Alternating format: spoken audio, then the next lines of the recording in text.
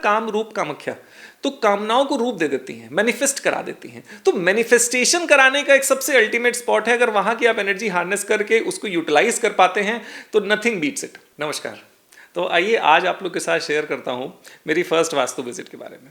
अगर मैं सही बताऊँ तो मेरी जो पहली वास्तु विजिट थी वो प्रोफेशनल वास्तु विजिट जो थी वो कोई घर की नहीं थी, वो कोई फ्लैट की नहीं थी, वो कोई शॉप की नहीं थी, वो एक फैक्ट्री की थी। ठीक है, तो सबसे पहली जो वास्तु विजिट हुई मेरी पेड वास्तु विजिट एक फैक्ट्री की हुई थी। मैंने ड्राफ्टमैन भेजा, जो अपने में वास्तु में मेथड होता है कि नहीं, एक पहले नक्शा बनाने वाला जाता है, वो हर चीज़ों को सही से मार्क करता है। इससे पहले मैंने जितने भी मैप देखे हुए थे वो सारे देखे हुए थे घर के, तो नहीं एक बैंडविड्थ समझ में आती है कि हाँ यहाँ पे ये इतनी इतनी चीज़ें हैं। जब मेरे पास नक्शा आया फैक्ट्री का एंड नेक्स्ट मॉर्निंग मुझको जाना था, तो मैंने जब प्रिंट आउट निकाला तो वो प्रिंट आउट तो A4 शीट में था, लेकिन इतने इतने छोटे छोटे बॉक्सेस बने हुए थे क्योंकि फैक्ट्री इतनी बड़ी थी। एंड सही बताऊँ तो कुछ आइडिया नहीं लग रहा था कि करेंगे क्या। नियम पता थे, सब कुछ पता था, लेकिन ये बिल्कुल आइडिया नहीं था कि इतनी बड़ी प्रीमाइसेस का कैसे करा जाता है।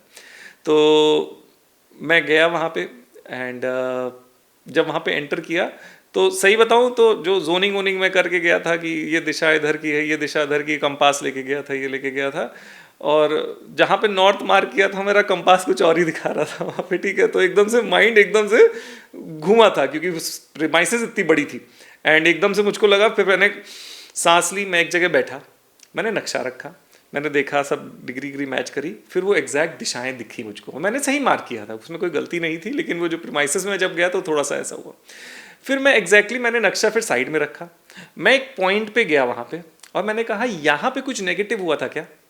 तो उन्होंने फिगर आउट करके बताया कि हाँ, पास्ट में जो 2 फैक्ट्री, जो ये तीसरी ओनर थे, तो जो सबसे पहला ओनर था उसने वहाँ पे सुसाइड किया हुआ था।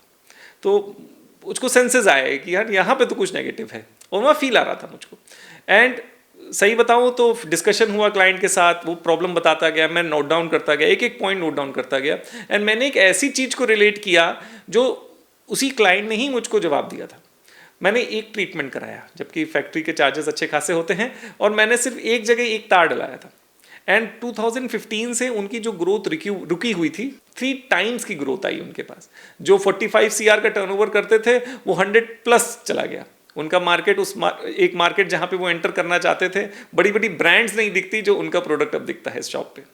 तो ये मेरा पहला एक्सपीरियंस है वास्तु का, जब मैंने स्टार्ट करी थी वास्तु, तो यहाँ से मेरी शुरुआत हुई। इसके बाद जर्नी आप सभी लोग मेरे साथ रहे और सब लोगों ने इतना सपोर्ट दिखाया एंड मेरे हर नोन वन ने, मेरे हर जानकार ने, मेरे हर क्लाइंट ने एक दूसरे को ही रिकमेंड किया मुझको। सब बहुत पॉजिटिव रहा मेरी जर्नी में एंड इसी को मैं और स्टडी करता चला गया कि मैं और कैसे बेटर सोल्यूशन दे पाऊँ।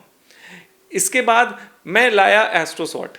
एस्ट्रोसॉर्ट में क्या था, क्योंकि मेरी एस्ट्रो में रुचि इतनी ज़्यादा थी तो मैंने एस्ट्रोलॉजी को यूज़ करा बिजनेस ग्रोथ के लिए। लोग यूजुअली एस्ट्रोलॉजी को यूज़ करते हैं बताने के लिए कि शादी कब होगी, चोट कब लगेगी, ये जेमस्टोन पहन लो।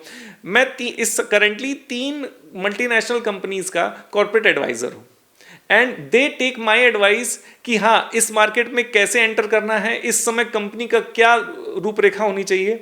तो मैं कंपनीज के लिए एस्ट्रोलॉजी यूज़ करता हूँ, उनको दिशाएं गाइड करने के लिए। मैं उनको गाइड करता हूँ कि हाँ, यहाँ पे इस समय इस रोल की इंपॉर्टेंस ज़्यादा है। तो मेरे 2 क्लाइंट, 2 कंपनीज हैं, यूएस की एक कंपनी है, ऑस्ट्रेलिया की, and those are multinational companies. तो मेरा जो रुचि है वास्तु में, और अगर मैं सही बताऊँ तो मैं ग्रोथ कंसल्टेंट हूँ। अगर किसी जगह में ग्रोथ नहीं हो रही तो मुझे बेचैनी हो जाती है। अगर मैं दिन में समस्या ना सुनूं तो मुझे डिप्रेशन हो जाता है कि यार दुनिया में समस्या खत्म हो गई क्या। तो क्या होता है, जहां पे प्रॉब्लम आ जाती है और जहां पे ऐसा कुछ गोल आ जाता है जो लॉजिकली माइंड नहीं अचीव कर पा रहा, मेरा वहां थ्रिल चालू होता है। एंड प्लैनेटरी भगवान ने भी बिल्कुल ऐसा लगा है कि एक प्लैनेटरी रूपरेखा ऐसी बनाई हुई है कि अगर मेरे माइंड में, अगर मैं सेटिस्फाइड हो गया और मैंने विजन देख ली जो क्लाइंट चाहता है, वो पता नहीं अपने आप होने लगती है। फिर मैंने स्टडी करी तो वो प्लैनेट का एक योग बैठता है, जुपिटर केतु का कैंसर साइन में एक सर्टेन बॉक्स में वो योग बैठता है। तो क्या होता है, ऐसे व्यक्तियों को अगर आप सिर्फ अपनी समस्या बता भी देंगे ना, वो समाधान जादुई तरीके से पूरा होने लगता है। फिर ये जर्नी चली रही थी, फिर मुझको लगा कि नहीं, इतना काम करना है, बिजनेसेस को ग्रोथ कराना है, तो मेरी ऊर्जा भी, I should be connected to the highly, जहाँ पे जो ऊर्जा का सोर्स हो। तो अगर आप जानते हैं कि जो नॉर्थ ईस्ट पूजा का स्थान माना जाता है, वैसे ही अपने भारत का नॉर्थ ईस्ट है गुवाहाटी। तो मैं जब शायद 3 साल का था तब एक कारण से मेरी फैमिली वहाँ पे गई थी और मैं वहाँ तब दर्शन नहीं कर पाया था माँ कामाख्या के। और तब से मेरे माइंड में एक नहीं चाइल्डहुड ड्रीम होती है कि ये वहाँ जाना है। एंड सही बताऊँ, शादी होने के बाद और मेरी जब डॉटर हो गई उसके बाद मुझको मौका मिला माँ कामाख्या जाने का। माँ कामाख्या जाने की स्टोरीज अलग ही होती हैं। आपके चाहे आप नहीं जा वहाँ दर्शन कर सकते हैं। मैंने कई लोगों को सुना, मेरे नोन में सुना, वहाँ जाके भी उनके दर्शन नहीं कर पाए। तो माता का थोड़ा अलग सिस्टम, मिस्टिसिज्म वाला सिस्टम रहता है। तो जब मैं वहाँ गया, एक अलग अनुभव, एक्सपीरियंसेस हुए मुझको। मैंने मतलब ऑलमोस्ट शायद हर 3 से 4 महीने में मेरा कामाख्या में विजिट हो जाती है। एंड वहाँ जो है ना, वो भारत का नॉर्थ ईस्ट है।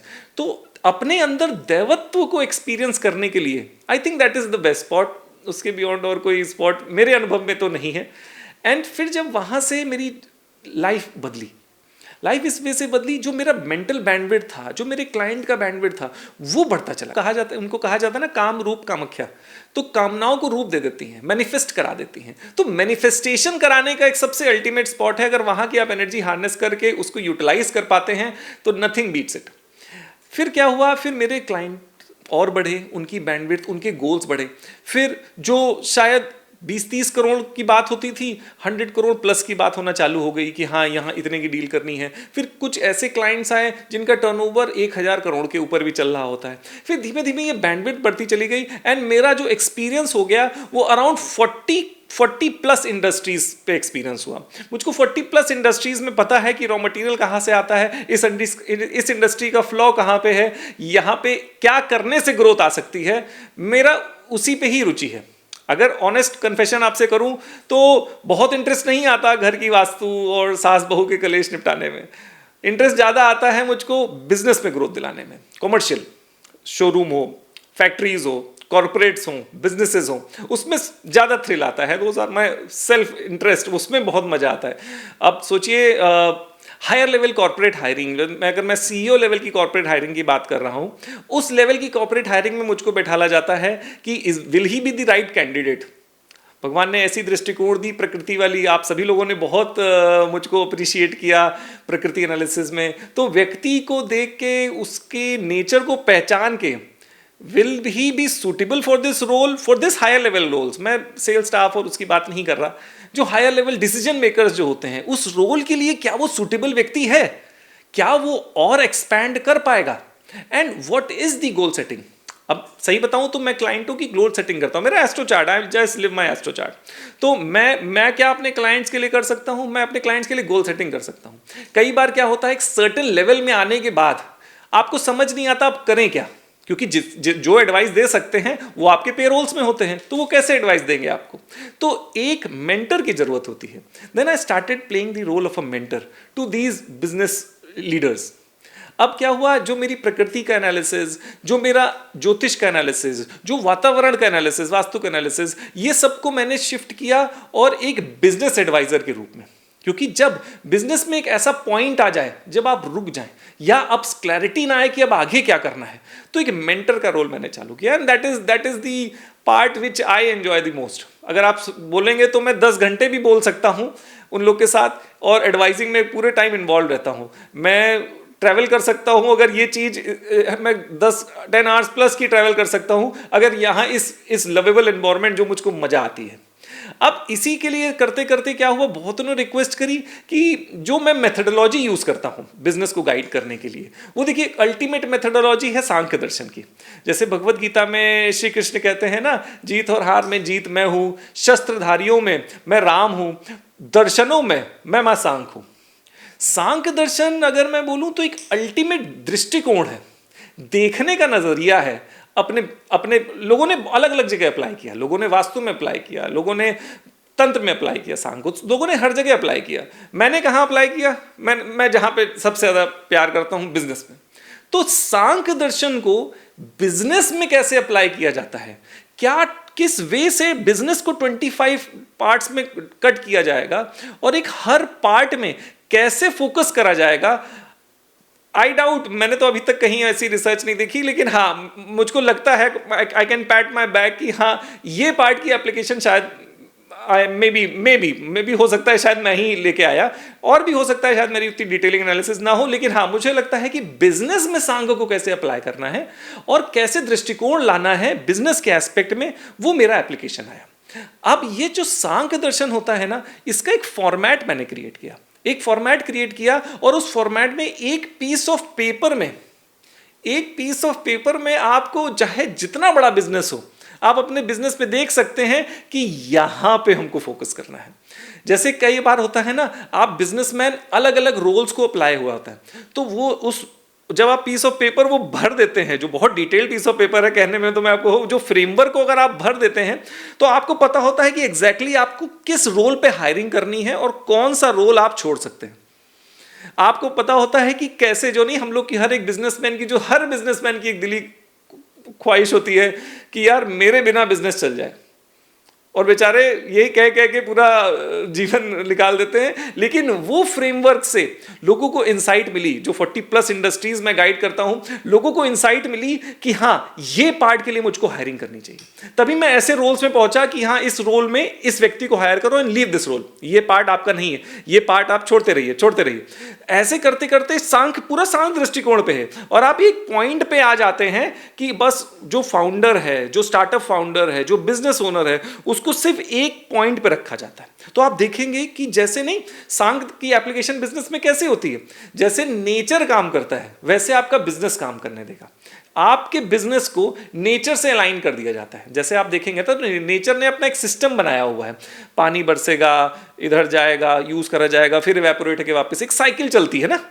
ऐसे ही सांख्य दर्शन जब अप्लाई करा जाता है बिजनेस में, तो आपका business becomes the part of nature, and when a thing becomes a part of a nature, it will execute lifetime। फिर आपके बिना भी, आपने सुने होंगे ना, ये बिजनेस 200 साल से चलता चला आ रहा है। कैसे?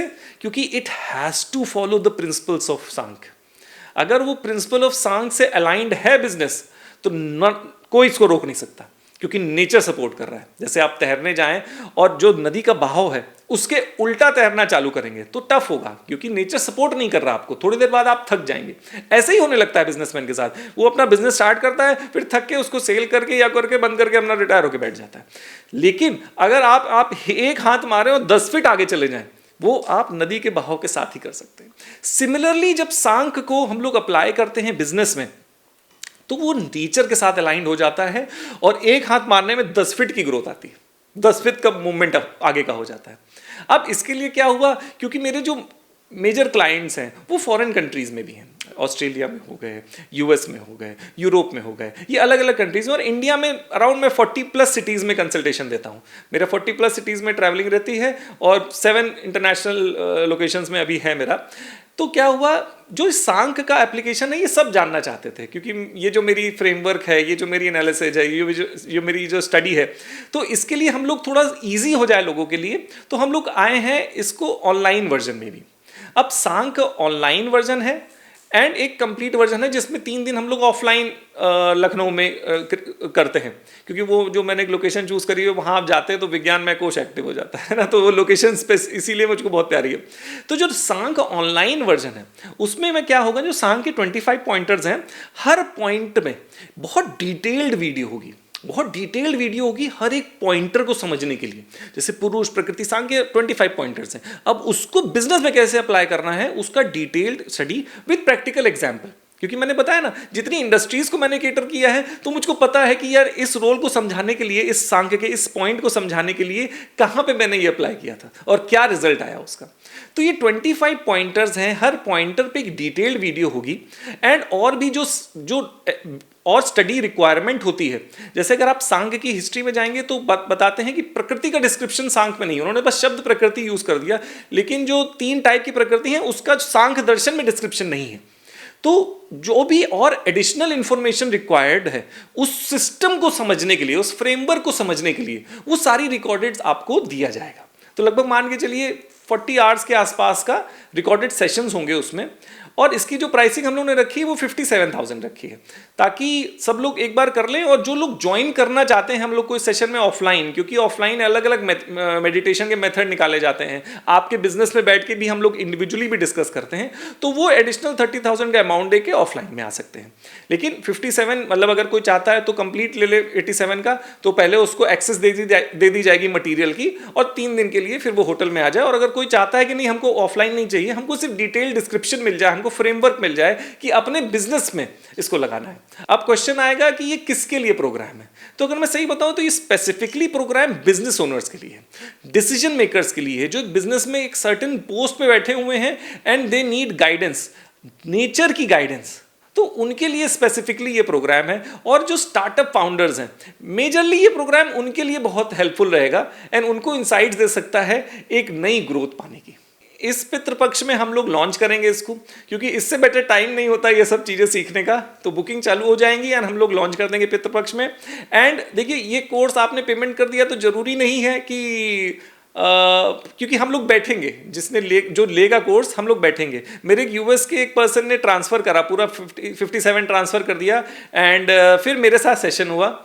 मेरे को बात करके समझ में आ गया था कि ये प्रोग्राम उनके लिए बहुत हेल्पफुल नहीं होने वाला है, तो वी रिफंडेड द अमाउंट कि आप ले लीजिए, ये प्रोग्राम का एक्सेस ना लीजिए, बेटर रहेगा आपके लिए। इसीलिए हम लोग बैठेंगे, जब आप एनरोल करते हैं इस प्रोग्राम के लिए, we will sit and we will figure it out कि क्या ये हेल्पफुल रहेगा कि नहीं, क्योंकि even I want to know कि नहीं किस लेवल में आप खेल रहे हैं एंड क्या मेंटल बैंडविड्थ है आपकी, जो इसको अप्लाई करने के लिए आप आए हैं इस प्रोग्राम के लिए। तो एक बार हम लोग का सेशन हो जाएगा, देन हम लोग फाइनल कर लेंगे कि है नहीं ये प्रोग्राम के लिए आपका एनरोलमेंट सही है कि नहीं। पितृपक्ष में हम लोग ये फुल फ्लेजेडली लॉन्च हो जाएगा एंड बुकिंग्स ओपन हो रही हैं। Thank you so much for being the part of my journey and appreciating मी। आपका सपोर्ट मुझे मूव करने में बहुत हेल्प करता है। Thank you.